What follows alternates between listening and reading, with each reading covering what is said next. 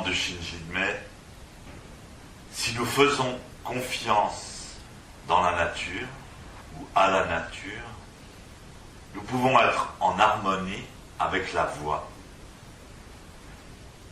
Donc évidemment là, il ne s'agit pas seulement de la nature des petits oiseaux, des arbres, mais plutôt de notre nature intérieure, c'est-à-dire que l'homme est apparu de la nature, a été engendré par la nature, donc il est lui-même nature.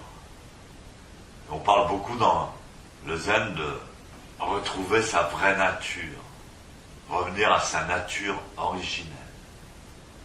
Dans notre civilisation moderne, on veut toujours aller de l'avant, on veut toujours suivre sa volonté, son désir, avoir un but le plus haut possible, focaliser sur son but, la réussite, la croissance.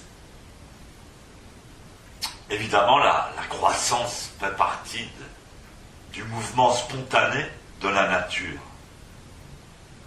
Mais même si l'homme est issu de la nature, la structure même de son cerveau et la complexité du fonctionnement de son cerveau l'en a éloigné. Donc peut-être l'être humain fait-il partie d'une mutation inattendue de la nature. C'est peut-être l'agent même d'une mutation inattendue. Et alors spécialement dans notre civilisation moderne, ce qu'il est difficile à faire pour nous, êtres humains, c'est de lâcher sa volonté, lâcher son désir, revenir à la nature originelle, ne plus rien rechercher, même oublier, abandonner, d'espérer, ne plus fuir le démon, ne plus rechercher le Bouddha, ne plus avoir peur, lâcher la peur. Tout à coup voir la montagne, vivre la montagne, voir le fil de l'eau,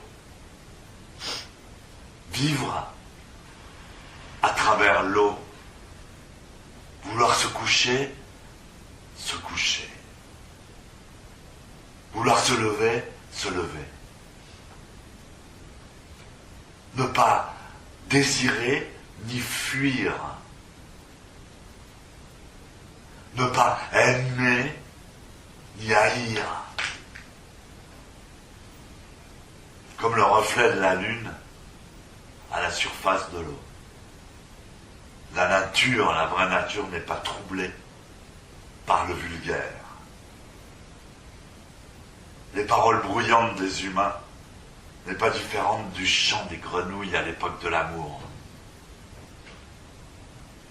Sans peur de l'enfer, sans désir du paradis, embrasser